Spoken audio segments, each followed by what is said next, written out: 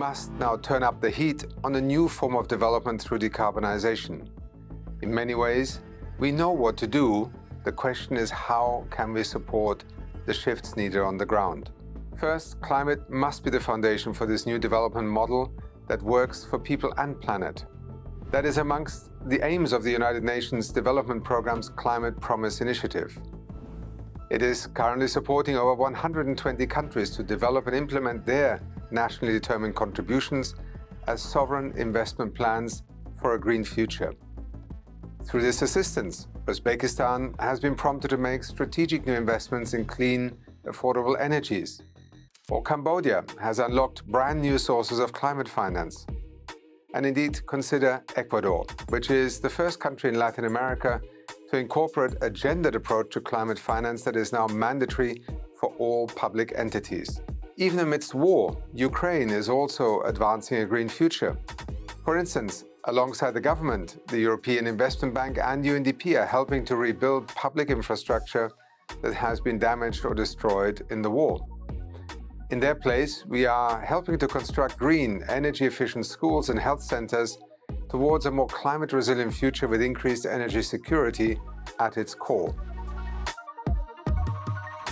Second, unlocking climate finance at scale requires economy-wide, country-led approaches. With partners including the European Union, the United Nations is working alongside over 80 countries to implement integrated national financing frameworks, or INFFs.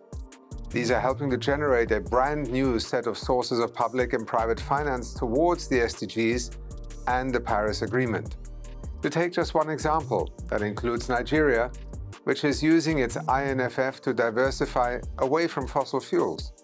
These INFFs can also be the foundation for countries to drive innovation in the financial sphere, including green bonds. Developing countries are looking to partners like the European Investment Bank, especially given its recent issuance of the first ever digital climate awareness bond built on blockchain technology. Third, with some financial institutions still wary of making the level of investment needed, there is a crucial need to de-risk climate investments with a focus on renewable energies that will power our global green economy of the future. This de-risking approach is embedded in the Africa Mini-Grids program led by UNDP. This is a $65 billion investment opportunity to connect 265 million people to clean and affordable electricity. Projects in countries such as Burkina Faso and Somalia have already kicked off and can be scaled up even further.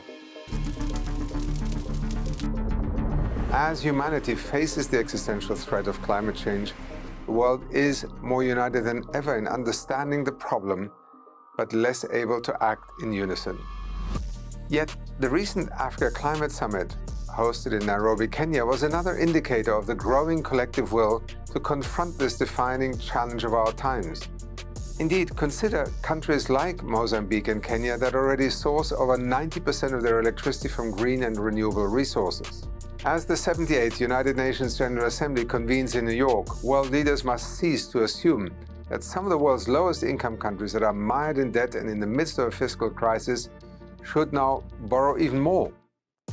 With reform of the international financial architecture of the utmost priority, high-income countries must also extend critical finance, debt relief and adaptation support to drive climate action, decarbonization and clean energies as true co-investments in our collective future.